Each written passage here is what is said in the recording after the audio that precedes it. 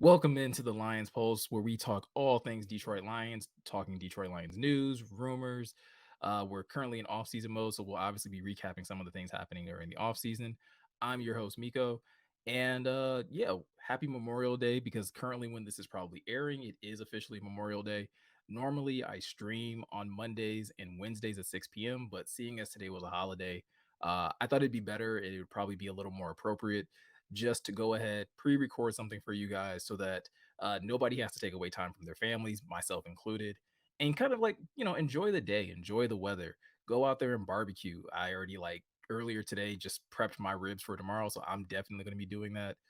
But I still wanted to get some content out because there was some Lions news that happened over the last couple of days as the week was winding down. And I didn't get a chance to talk about it. I didn't want to wait until Wednesday and have this really long stream where I'm trying to cover everything. So for today's stream, if you saw the title, we're going to be kind of focusing on DeAndre Hopkins and the news that he is now a free agent. And of course, with that news dropping that, the Arizona Cardinals deciding to just flat out release him, take the cap hit, DeAndre Hopkins now has, the freedom to go sign wherever he wants. And that's got a lot of Lions fans excited because we view ourselves as a top tier destination for D Hop. So I want to be able to give my thoughts on that as well as kind of like take you through my thought process. I think the fact that I did take a couple days and I didn't make like an instant reaction video to that has allowed me to kind of really put my thoughts together as far as how I feel about the possibility of the Lions pursuing D Hop and if there are better opportunities out there, specifically looking at the other free agents that have yet to sign, and should the Lions maybe be prioritizing, some other players. So, uh, first thing I'm going to jump into is DeAndre Hopkins and give you guys my thoughts on that. And then near the end of this stream, I'll be talking about a couple other free agents that I think the Lions could maybe target instead of or in addition to. Because I haven't really like dived too deep into that. When I started this channel, we were obviously already past free agency. So a lot of the stuff I've been talking about is where the team is currently or just looking ahead to the season. So this will be like the first time I really get to kind of dive into free agency with you guys. So before we do all that, I forgot to say this at the top. If you're watching this stream, whether you're watching it as it's premiering or if you're watching it on demand, do me the biggest favor, hit that like button, hit the subscribe button, hit the notification bell. So that way, anytime I do go live or anytime I upload a video or a short, you guys get those notifications and you can be the first ones to, partake in that content and give me your feedback because again, that's one of the reasons I love doing this. I didn't create a YouTube channel just so that I could talk, about my knowledge about the Lions or what I feel is right, but also be able to engage with you guys and think and see what you guys think and get a really good idea and get a real pulse of the Lions, fan base and be able to know what we're all thinking and where we all think the team should be going in this upcoming season. So yeah, hit the like button, hit the subscribe button, hit the notification bell. Like I said, this will be premiering. So if you're in the chat, definitely go ahead and drop your comments, engage with other people that are watching. I'm going to be in the chat as well as this is premiering. Full transparency, I have no idea how long this is going to go. Normally, when I do shows and I stream live, those usually last about an hour. This is pre recorded. So we're both going to find out how long this is going to be together. This might be 10 minutes, this might be 20 minutes. I don't see it going beyond 30, but hey, I could get carried away and we could be here for 30 minutes. We'll see. But during that meantime, like I said, jump in the chat, say what's up to everybody. Uh, say what's up to me because, like I said, I will be there. And yeah, let's just have a good conversation and dialogue about the potential of DeAndre Hopkins. So, with all that said, let's dive into DeAndre Hopkins. So, DeAndre Hopkins has been a topic of discussion for most of the offseason because once Arizona somewhat made it known that they would probably be going in a different direction as far as probably going into some form of a rebuild, it definitely made DeAndre Hopkins' future with the Cardinals, a little more, blurry and not so clear cut. So there was a lot of questions, and DeAndre Hopkins was a name that was, instantly on the trade market. I was like, okay, well, the Cardinals are definitely trying to shop him. Uh, and even at that time, Lions fans were like, yo, the Lions should go out there and try and trade for DeAndre Hopkins, one of the better wide receivers in the NFL.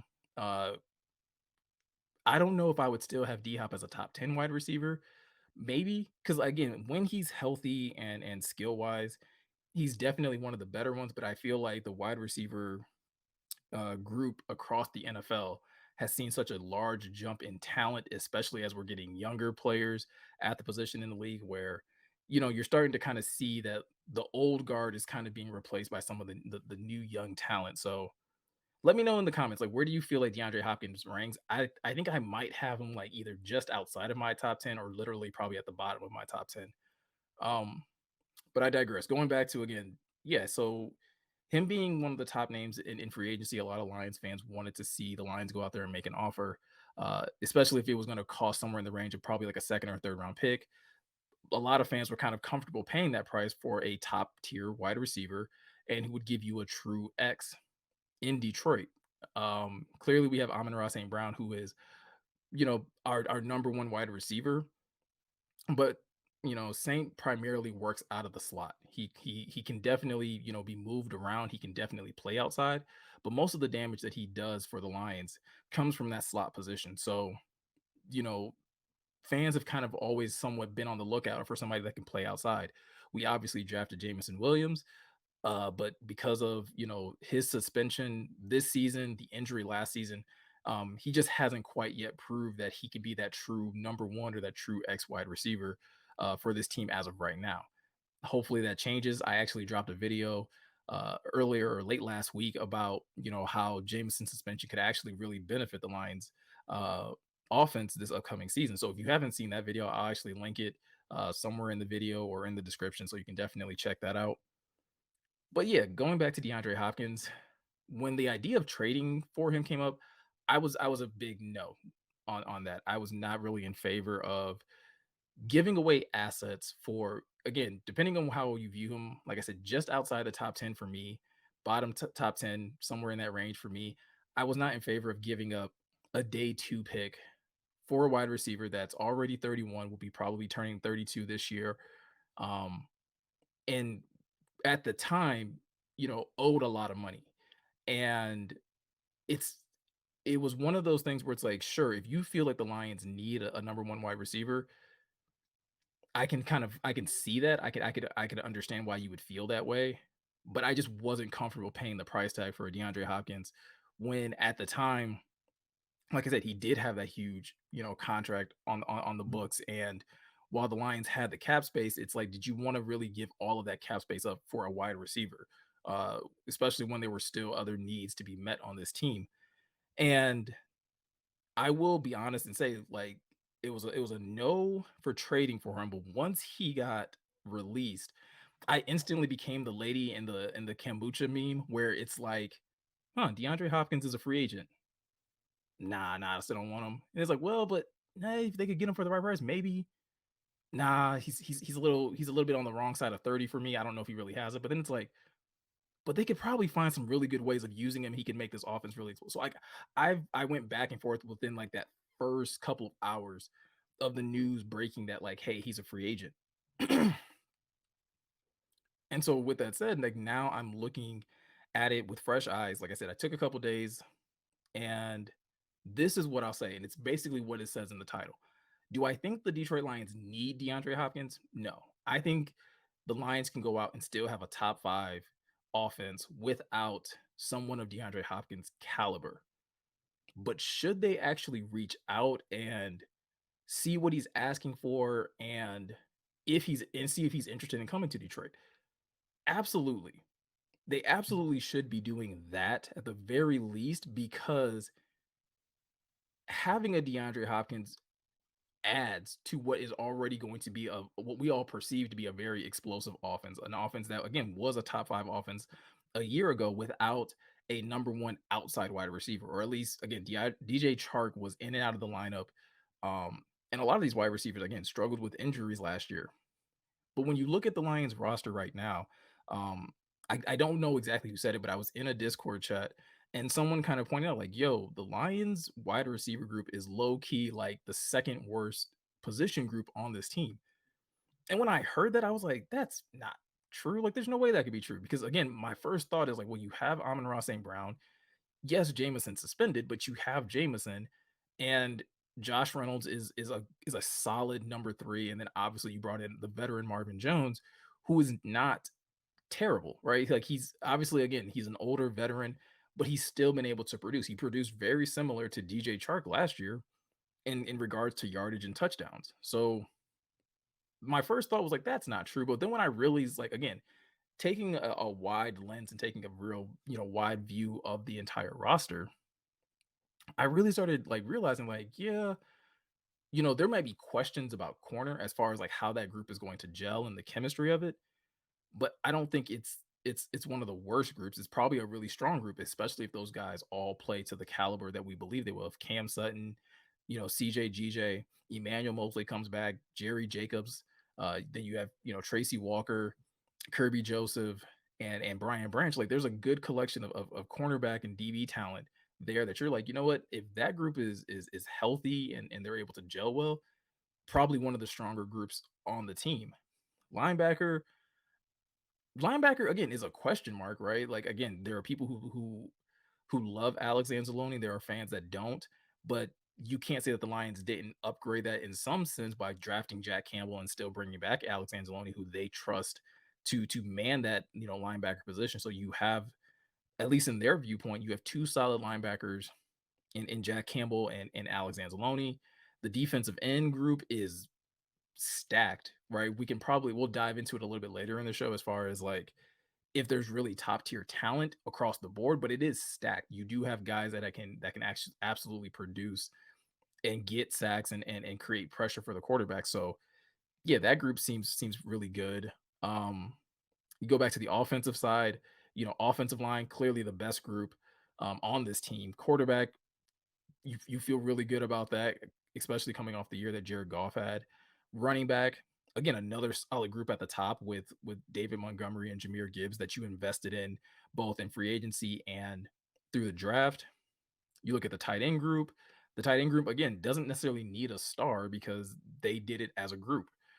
So again that you probably feel really confident about that tight end group. But even then, you still doubled up and invested in that group by getting Sam Laporta in the second round. So again, you feel like you probably upgraded that group. The wide receiver group is the group that, again, you've added Marvin Jones and you drafted Antoine Green, but this group is still very much similar to the way they were a year ago. And so then it becomes a question of, do you think that same production is still possible, or was that more of a fluke, right? Because they were able to get by even when DJ Chark was struggling with injury, even when Josh Reynolds was kind of banged up at parts of the year, when Amon-Ra St. Brown was banged up for a part, for a game or two, they were able to get by. But then it's just a matter of, but could they be better in that group? And that's why I say I don't think they need a DeAndre Hopkins to be effective, because they've shown that they can be effective without a number one wide receiver, without this, you know, guy that you pencil in on the outside. They have a star wide receiver again in Saint in the slot, but they have proven that they don't need a star wide receiver outside. But if you had it, it's something very similar to what I said a year ago on, the previous channel I was on with the Questionable Podcast, when we were talking about TJ Hawkinson and TJ Hawkinson being traded away. While they probably didn't need a tight end of TJ's caliber, having a tight end of TJ's caliber, in my opinion, made everything easier for everybody else on the offense. That's what DeAndre Hopkins would absolutely do for you as an outside wide receiver. DeAndre Hopkins has proven it over his career that he is still dynamic. He still makes some of the most spectacular catches that you'll see at the wide receiver position. And even at 31 years of age, he's still someone to be like feared and someone to be kind of like, again, accounted for. And he's somebody that's going to get your CB1's attention at all times. And then you still would have an Amon-Ra St. Brown operating out of the slot. You still have a Sam Laporta. You still have a David Montgomery and Jameer Gibbs. You still have a Marvin Jones or Josh Reynolds. Or again, after week 7, you'll have JMO back. That's a lot of things for your defense to have to contend with, on top of the fact that you have an amazing offensive coordinator and Ben Johnson, who essentially you're giving him another weapon. You're giving him another tool to use to say, hey, make this defense even harder to defend. So that's where you start to look at DeAndre Hopkins and it's like, man, like do they need it? No. But would it make this team even more explosive offensively? Absolutely. And if that's the game, if the game is especially how the league is trending now, where it's really all about points. DeAndre Hopkins gives you more opportunities to get more points, whether it's him getting in the end zone himself or him at least getting you within striking distance. DeAndre Hopkins only played 9 games last year and still put up 717 yards. He still put up 3 touchdowns. He still had 11.2 yards per reception in only a 9 game sample size. In the year before that, he had less yardage, but again, played less games, didn't play a full season, had less yards, but still put up 8 touchdowns. Like he's still capable of doing those things. He's still like a bucket in terms of making contested catches, being able to get open on the outside. Um, I mean, whenever Hard Knocks comes around, right? The clip with DeAndre Hopkins going up against shoot, oh, D'Angelo Hall, right? When he was with Washington, that little back and forth and how like D Hop cooked him to the point, like obviously wasn't trying to have him tear his ACL, but he cooked him so bad that the dude tore his ACL. Like that's how much of a technician DeAndre Hopkins is. And so when you think about the possibility of having that in a Ben Johnson offense with Jared Goff, quarterbacking your team, and you look at what this offense was a season ago, yeah, there's a lot of to like, and I can see why a lot of fans are saying like, "Yo, go get this guy." And so I at least will say, like, yeah, like you should. Like Brad Holmes should absolutely have been reaching out to D Hop's, agent or whoever and saying, like, hey, engaging his interest in Detroit. And if there is interest, then yeah, make an offer. I don't know what DeAndre Hopkins is going to be wanting because again, he just got released from a $22 million contract. I don't know how much of that, like, I don't know how much more guaranteed money he had. I don't know if he's still going to be getting paid by Arizona. I'll have to look into that after the show, or you guys can let me know in the comments if they still owe him money.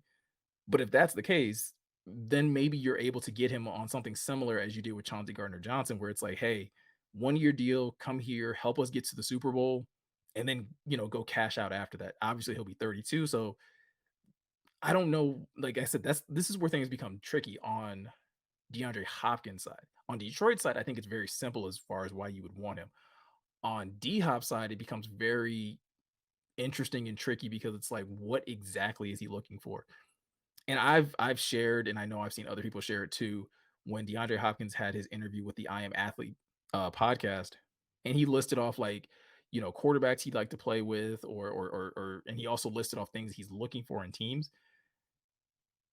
while Detroit, like Jared Goff wasn't listed among the quarterbacks he wants to work with, but Detroit does have a lot of the things that he's looking for as far as from a team standpoint. He has an offense and a quarterback that loves the game. He would have an offense and a quarterback that loves the game and that can distribute it to everybody. Uh, he would have competent management. Obviously, Brad Holmes has only been here for 3 years, but in the 3 years that Brad Holmes has been here, this team has gotten significantly better, both talent wise and in the records standings. And you have a head coach that, again, players love and people want to go to war for. So while that wasn't on his list, he would have that have that going for him. The third thing that was on his list was like having a really good defense or a strong defensive line. That's a little TBD. I'll admit that's TBD. But if you go strictly based off of how the Lions played the last 10 games, you could, definitely pitch that to DeAndre Hopkins and saying, hey, this defense is on the come up.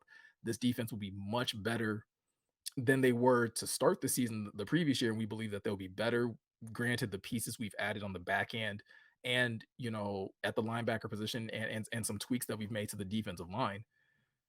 So, but like I said, it then just comes down to, okay, DeAndre Hopkins is 31 years old. Is he at this point of his career where he's doing things similar to like Von Miller or some of these other veterans where like, hey, he's just looking for 1 year deals and he's just going to take 1 year deals to hopefully get to a Super Bowl and he's just going to find the best team that's going to do that for him?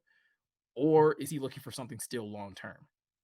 Because again, he's 31, but he's still producing. So does he feel like he deserves a 2 to 3 year contract, still making 15 million or more, uh, and being again a true number one? Because I've also seen people say like the reason not to get DeAndre Hopkins is that he maybe won't get the targets and he may not like that. I don't know if that's necessarily the case. I think again, the offense that Ben Johnson runs will give DeAndre Hopkins plenty of opportunities to still be a top tier wide receiver, but at the same time, not put all the pressure on him to where it's him or nothing. Like if it's not him producing, then the offense isn't working. I think that actually would be a little more appealing. Would he maybe still get, 10 plus targets a game? Probably not. But would your targets become more meaningful? Yeah, absolutely. Like I said, like 717 yards last year in 9 games, and he's still getting 11 yards per reception. If you're still able to produce at that clip, you don't necessarily need 10 receptions. You can probably still maximize and get a lot out of 6 or 5 receptions per game. So I say all that to say, well, like I said at the beginning of this, do the Lions need DeAndre Hopkins? No, they don't. They don't need to go begging and crawling to try and get him, but they should absolutely see what the level of interest is on his behalf and see what he's asking for. And if that falls in line with what they value him to be and what they're willing to pay for that position, because they do have cap space. I believe they have about $25 million in cap space. If you can get him to take an $8 to $10 million contract to come to Detroit for 1 year and play, a key role in helping you get to the Super Bowl, then again, he has that, and then he can go elsewhere after this year and go seek out more money and seek out a bigger contract somewhere else. If not, if it comes to turn out that like, yo, he's not interested, that he's more interested to go into some of these other teams like Philly or Kansas City or Buffalo or anywhere like that, then fine, like no harm, no foul. But at least you did your due diligence. And that, at least for me, is where I am with Brad Holmes when it comes to any of these free agent names. We're past the free agent window, so there's no one that I'm pounding the table for. Like, you have to go get these guys. There are guys that the Lions could go out and get that I think would actually add value to this team, but it's not a need. I don't think the Lions are currently in need of anything. They're currently in the part of their season where it's about getting better and maximizing the talent that you have. If guys become available and the asking price is right, whether that's a DeAndre Hopkins, whether that's a Quentin Williams, whether that's some of these other guys that I'm gonna list off a little later, you don't have to. Again, you're not desperate for anything. I think the Lions have a roster and a team. Obviously, they're going to still go through training camp and cut guys and all of those things. But as they currently sit, they have a good enough roster to go out there and win 10 plus games. They just have to go out there and do it. You have to develop the guys you have now, get them up to speed, get in the season, and then win the games that are put out there before you. There's not really much that you have to add. There are pieces that you can add that would add a great amount of value to this team, but they're not desperate for anything is basically all I'm saying at this point. So let me know what you guys think in the comment section about that whole thing with DeAndre Hopkins. Um, Again, you might disagree with me. You might think they absolutely do need him. And if you do, I don't think there's a good argument against saying they don't. Like, right? Like I'm not gonna fight with you and assume that you don't know what you're talking about. I could see a world where you say that they do need him. Or are you on the same boat as me where you're like, nah, they don't need him, but it would be nice to have him? Or I guess you could also be in a completely other boat where you're like, don't we don't need him and I don't want him. I'd also be interested in hearing your thoughts on that as well, like why you don't think they need him and why you don't want him either. Um, be very very interested in your thoughts on that. All right, so now that we've talked about DeAndre Hopkins and what I think as far as him coming to Detroit, whether it would be a good idea or not, I did want to dive into some other free agents that could potentially come to the Lions or that the Lions could target that I think could fit or they could add value in areas that I'm not gonna lie to you. Two of these areas on this list, probably you guys are gonna disagree with. You're gonna think that not only should they not get these players, but that they probably shouldn't even pay attention to these positions. But when I'm looking at the roster and currently where we are after having, 1 week of OTAs and having a rookie mini camp and just kind of seeing how things have played out those first couple weeks, these are a couple players and these are a couple positions that I just think like, hey, if the Lions address these, uh, not only could they get good, quality players that could contribute, but they would probably be in a better situation come the season to where if something did happen in season, they're not scrambling and trying to figure out where they're going to find additional help, um, or depth in these positions. So I only have five, right? So this won't be a super long list. I didn't, run down and try to pick, 10, 12 different players. I focused on 5 players that stood out to me. And again, this is my list, right? These are guys that based off of me looking into it and again, evaluating where this roster is currently, like, hey, these guys would kind of help and they would be great additions to this team currently. And I think they could add additional value and probably not cost as much either. I think that's the other thing too.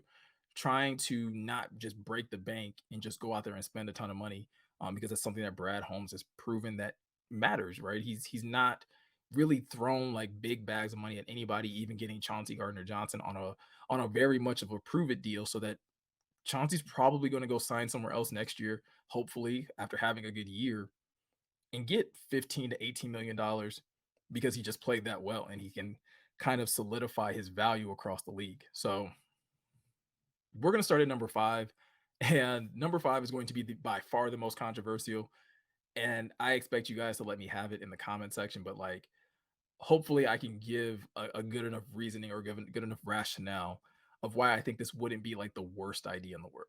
So number 5 is another wide receiver. If the Lions actually are looking to upgrade the wide receiver room, add some more depth there, whether it's because of JMO or just because they just want to add some more, elements of explosiveness to this offense, and that is the return of Kenny Galladay. And like I said, I get it. You guys are going to probably be booing in the chat, telling me I've lost my mind, saying I'm crazy, and talking about how much of a bust he was in New York. And that's, again, I can't defend that. I can't defend anything that Kenny Galladay did in New York. I don't know what happened to Kenny Galladay in New York. I don't know if he got paid a bunch of money and basically just coasted. I don't know if there was just he just didn't get along with Daniel Jones and the coaching staff. I don't know. I didn't follow it well enough.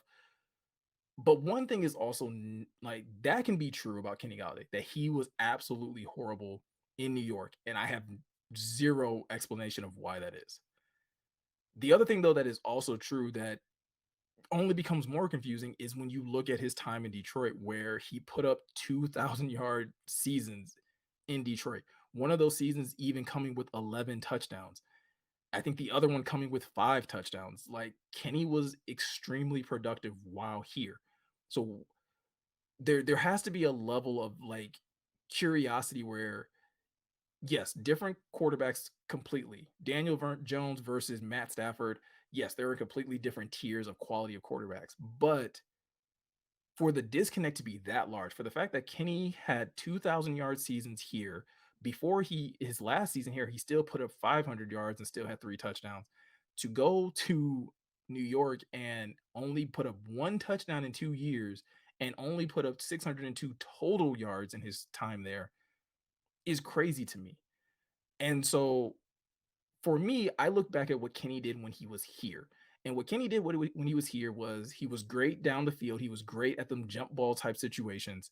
And he's still relatively young. Yes, he's had some injury issues and things of that nature, but he's a guy that is coming off of a big payday in New York, is now currently not signed, and is the most recent thing that people are going to remember is what he did in New York. So he has no leg to stand on to get a big money contract. So if you want to add to your wide receiver room at a low cost, but with the potential of if you can help him reclaim his play style and what he was able to do in his first few years here, well, you could probably hit gold in that. And again, not have to give him a huge bag, even if he plays well this season. You can either A, allow somebody else to make that gamble, or hopefully he understands how much he's valued and utilized here, and you can get him to sign a more team-friendly deal, but at least for more years. That's what I think you could get out of Kenny Galladay.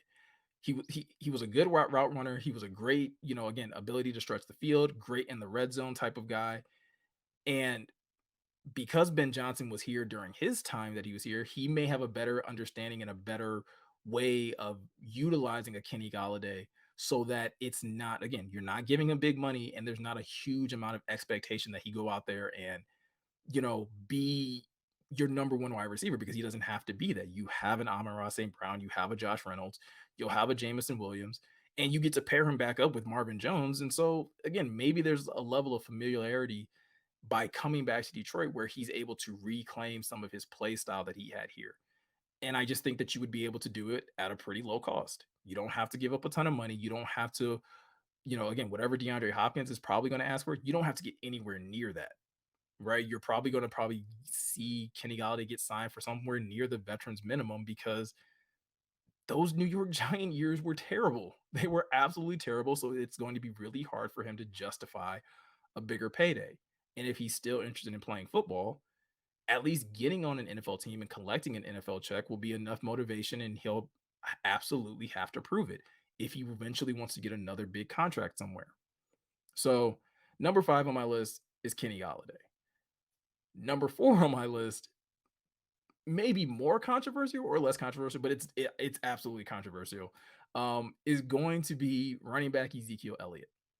Now, Zeke is no longer like a feature running back. He's no longer probably what you want to be your number one running back, seeing as he and Tony Pollard were splitting carries his last year in Dallas.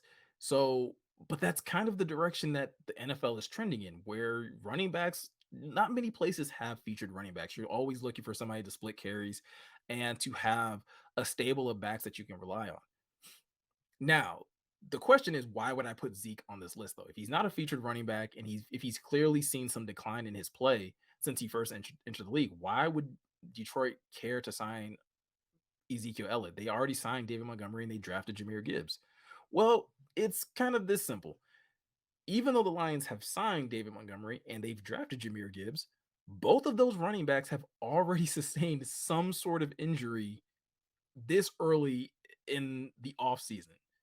Jahmyr Gibbs had a low ankle sprain in rookie minicamp, and obviously he was able to get back on the field, I think, by Thursday, which is great.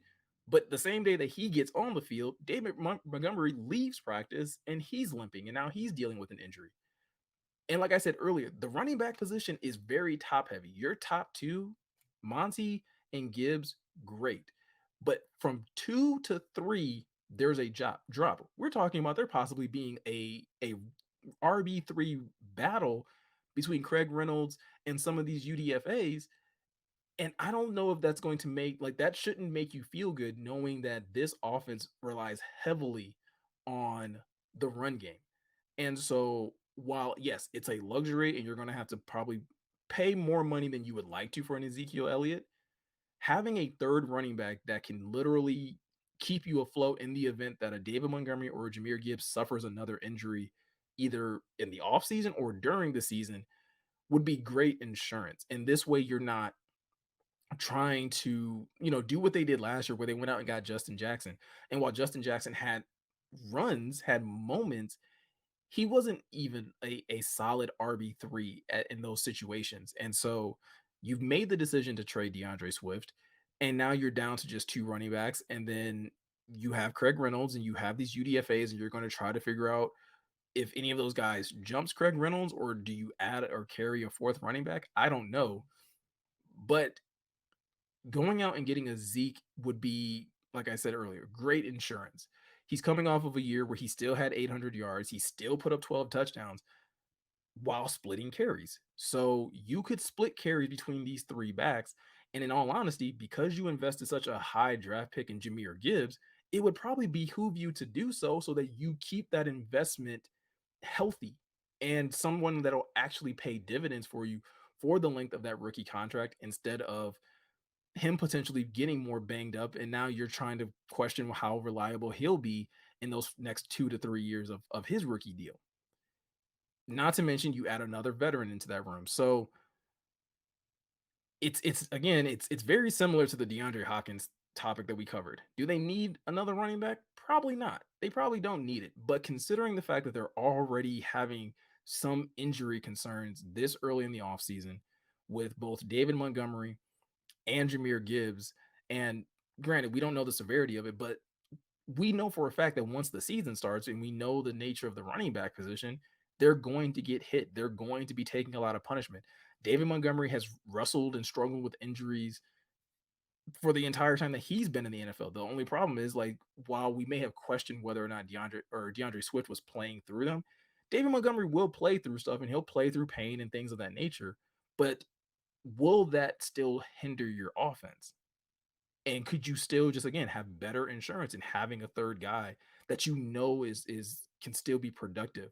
Maybe not to the same extent again as he was when he was first drafted, but It's very similar to what we're saying about David Montgomery and Jahmyr Gibbs, where it's like you're putting it behind a really good offensive line that will probably make it a little bit easier for Zeke. And you're also giving him an offensive coordinator that's not, again, he's going to come into a situation where it's like, hey, it's not you have to be the savior of this offense. This offense works together as a unit, and you will have a role that you need to execute. And if you execute it properly, this offense will be successful and you will be successful. And Zeke will be able to go into a situation where if the Lions win games, if the Lions win a playoff game, if they go to the Super Bowl, you don't have to sign him long term. You sign him on a 1 year deal. If Zeke plays a pivotal role in your offense, he can go elsewhere next year. You don't have to worry about trying to sign a third running back and trying to figure out the value of a Zeke Elliott. No, you can literally both sides get, to have some form of success. They both get to go on to the offseason and they can part ways. So number 4 on my list, Zeke Elliott. Number 3 on my list, 3 through 1, I think we'll all probably feel a little bit better about it. I think we'll all kind of come to some sort of agreement on like, okay, right positions. We'll see how you guys feel about the players. But number 3 on the list is defensive tackle Chris Wormley, who played for both the Pittsburgh Steelers last year and he's played for the Baltimore Ravens before. We're talking about a very versatile defensive tackle.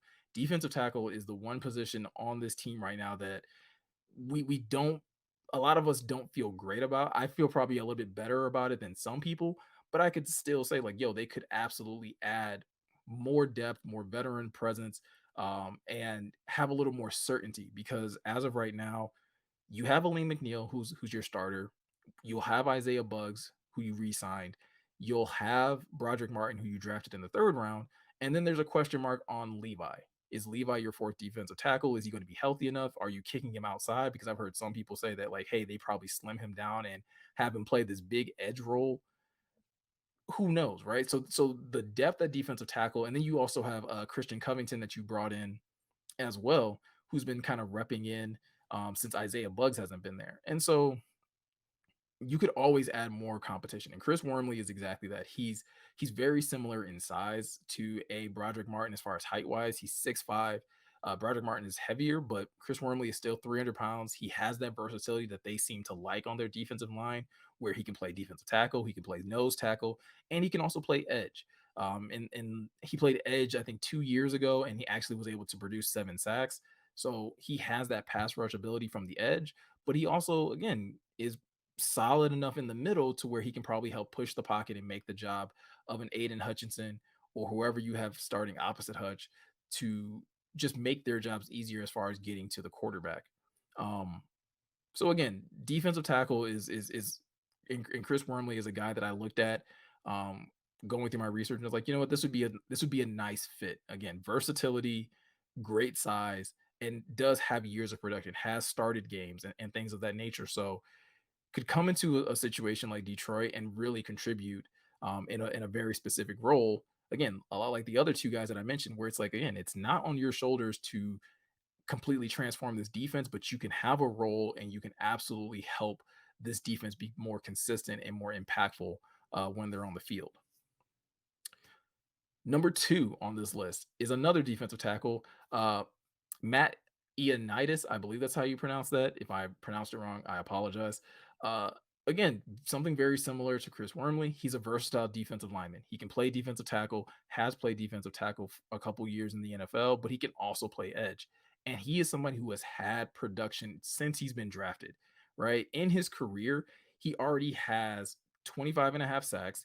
He's had 30, tackles for loss. So he's a productive defensive lineman. Last year, he started 13 games for Carolina. So he's a guy again that you can bring in. He can definitely compete with Isaiah Buggs as far as if you want him to, if you would prefer Aleem to play nose, or again, he can compete with Buggs to maybe even play that nose tackle spot, and you have instant impact. He's not nearly as big as Chris Wormley or Broderick Martin as far as size wise. He's only about 6'3", just under 300 pounds, but again, has been productive and is someone that you could absolutely add to that defensive line room. And you still have that versatility. You can mix and match your defensive line concepts based on your opponents and have the best, 4 or 5 guys to play on the line any given week, right? So if you go against an opponent that's more run heavy, you can again maybe Isaiah Buggs and Broderick Martin get more snaps. But let's say you're going against someone that's more pass heavy and you want to be able to get, quick instant penetration through the defensive line. Well, now you have a Matt Ioannidis that can go out there and can line up with Aleem, and you're able to put rushers on the edge with Aiden and Houston or Pascal or Quara, like literally pick a pass rusher, and you can have still a very dynamic and explosive defensive line. So Matt Ioannidis is another player that I think the Lions could consider in free agency.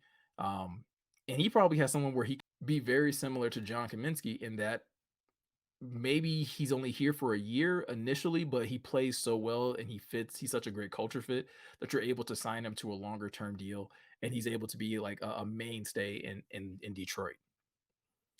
Number one on my list, and I think I had to clarify, DeAndre Hopkins wasn't on this list because we already talked about DeAndre Hopkins. If DeAndre Hopkins was on this list, he would be two. For me, he would be number two on this list, and everybody else would kind of slide down. Um, and I would probably flip Zeke and Kenny. I don't know, maybe, but number one on my list is another position that maybe some people may not agree with, but I think this becomes less about positional value and becomes more about the player and what type of impact I think this player would have, not only on your defense, but on your team as a whole, and being able to help them be successful. And that player is Yannick Ngakoue, the defensive end who recently played for Indianapolis.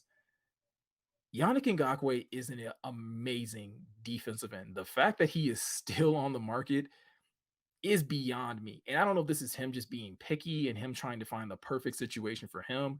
I don't know if there's a dispute around money or number of years. I don't know what it is. The fact that, he had an amazing career in Jacksonville, was traded to the Raiders, was productive in Oakland, and then somehow has ended up in Indianapolis and was still productive in Indianapolis, and now is a free agent and no one's picked him up.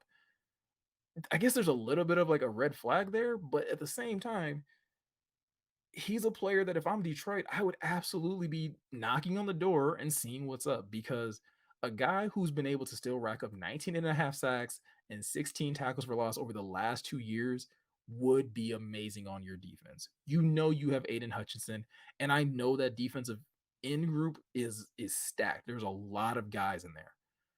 But the fact that we are sitting here right now, and I think if I asked you guys, hey, who should start opposite Hutch, I'm going to get five or six different names, or three to four. Like, some people are going to say James Houston should start. Some people are going to say Romeo should start. Some people are going to say Charles Harris should start. Some people are going to say, hey, finally give Josh Pascal this chance to start. It's the fact that there's not like a for sure guy, like, oh no, that dude should absolutely be starting opposite of Hutch, is every reason I need to probably bring in a Yannick Ngakoue, because then for sure. And Yannick Ngakoue has been productive everywhere he's been. He was productive in Jacksonville. He was productive. I said Oakland earlier. Sorry, Las Vegas. He was productive in Las Vegas, and he was productive in Indianapolis. So why wouldn't you bring him in Detroit, and you still have that depth? Like, yes, somebody's probably going to have to get cut, and someone's probably getting cut from that room anyways. Like, that's the other part that we have to, like, if you're saying no to Yannick Ngakoue because you feel like the room is too stacked, someone's getting cut regardless or traded. And so that can still be a possibility now, where you're probably going to cut or trade somebody to make room for a Yannick Ngakoue. But 19 and a half sacks over the last 2 years, he will make Hutch's job easier. He will make your defensive tackle's job easier. He will make your secondary's job easier because he's productive. He's explosive. Oh, and let's not forget, he's not even 30 yet. He's not even 30. Not to say that, like, if he was 30, that his play would drop off drastically, but like, he's still 28. You would still be able to get a good amount of run out of his playing career. And as much as I would love for them to add an impactful defensive tackle, having another impactful defensive end where you have Hutch on one side and Ngakwe on the other, and they can basically force your quarterback to step up in the pocket and make the job of your defensive tackles a little bit easier, and them being able to just push the pocket from the middle, is still great. And you still will be able to get those amazing types of defensive stops We saw it last year with Philly when and them having so many guys that could get after the quarterback and put up amazing sack numbers. Why not get that in Detroit with Yannick Ngakoue? So if we're talking about again spending more money because Yannick is probably going to cost you more, at least I would feel really good about this investment. I'd probably feel the best about the Yannick Ngakoue investment over any other player I listed, and that includes DeAndre Hopkins. I would just feel better about it because the production is there, and I would have an immense amount of like faith that this defense would actually get it together. And like I said, it's a trickle down effect. Yannick Ngakoue would make the guys next to him better, the guys behind him better. And again, this therefore gives your offense more opportunities. It makes too much sense for me if again they can make the money make sense and if the Lions wanted to go in that direction. Like I said earlier in the show, none of these guys am I pounding the table for because I don't think you need any of these guys, but I think there's a good argument to be made for each of them, including DeAndre Hopkins, on like, hey, if you add these guys to your team, you become better. Those wins become a little more attainable. And whether they're here for a year or for the long haul, you at least can capitalize. Like all that really matters as of right now is how this season progresses. What you do in this season is the most important thing because that will take care of everything else in the future.